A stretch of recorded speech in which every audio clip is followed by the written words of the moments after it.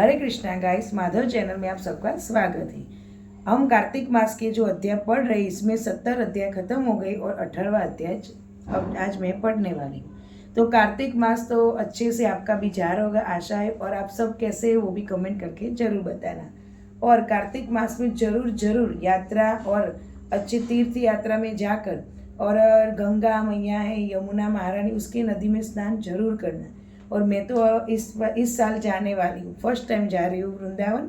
लेकिन मेरा तो अब भगवान ने बुला दिया, तो मैं तो बहुत है खुश हूँ। आप भी ये प्रार्थना करना कि हम भी कार्तिक मास में वृंदावन यात्रा जरूर कर सके। आपकी भी इच्छा जरूर पूरी होगी। और कमेंट करके बताना कौन कौन जाके आया और कौन कौन जाने वाला है। अब पढ़ रहे हैं हम 18वां अध्याय।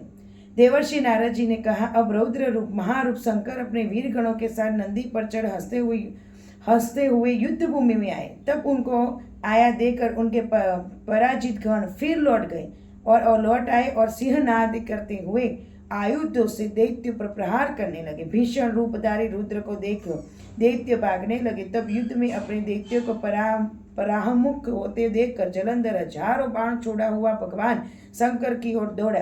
उसके शुंभ निशुंभ आदि वीर भी क्रोध से अपने होठों को कटते हुए भगवान शंकर की ओर दौड़े।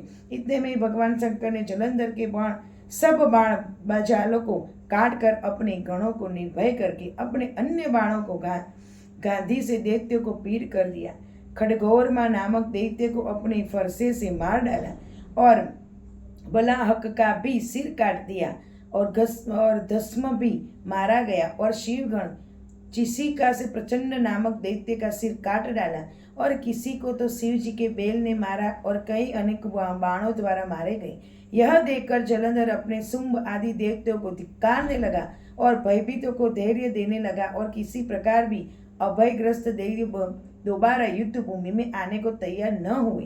तब दैत्य सेना ने पलायन किया। तब महाक्रुद्ध जलंधर शिव जी को अपनी ओर ललकारने लगा। साथ ही उसने 70 बाण मारकर शिव जी को दग्ध कर दिया तथा और भी बहुत से बाणों का प्रहार किया।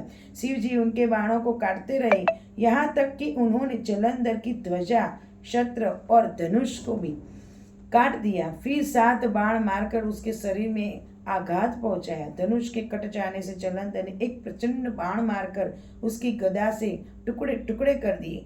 तब उसने समझा कि यह मुझे अधिक बलवान है, मुझसे तो बहुत बलवान है। और अतः उसने गंधर्वी माया उत्पन्न कर दी और अनेक गंधर्व और अप्सराओं के गण उत्पन्न हुए।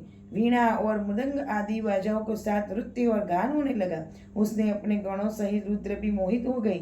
इन्होंने युद्ध बंद कर दिया। फिर तो काम मोहित जलंधर बड़ी शीघ्रता से त्रिनेत्र भगवान शंकर का रूप धारण करके वृषभ पर बैठकर पार्वती के पास जा पहुंचा।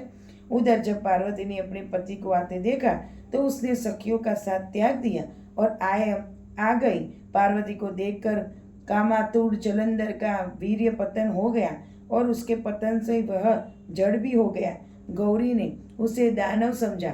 यह अंतर्ध्यान होकर उत्तर की ओर मानस पर चल गई। तब वहां पार्वती को न देखकर जलंधर भी शिव जी की ओर लौटा। उधर पार्वती जी ने भगवान विष्णु को बुलाकर दैत्य धन का कृत्य कहा और यह प्रश्न किया कि आप इससे अवगत हैं। भगवान विष्णु ने हाथ जोड़कर और सिर नमाकर उत्तर दिया, आपकी कृपा से मुझे सब कुछ ज्ञान है माता, जो आज्ञा हो पालन करो। और जगत माता ने विष्णु जी से कहा, उस दैत्य ने जो मार्ग खोला है उसका अनुसरण उचित है। मैं तुम्हें आज्ञा देती हूँ कि तुम जाकर उसकी स्त्री का पतिव्रत भ्रष्ट करो, यह दैत्य तभी मरेगा। पार्वती जी की यह आज्ञा पाते ही भगवान विष्णु उनको शिरोधार्य कर छल करने के लिए जलंधर के नगर को आ गई।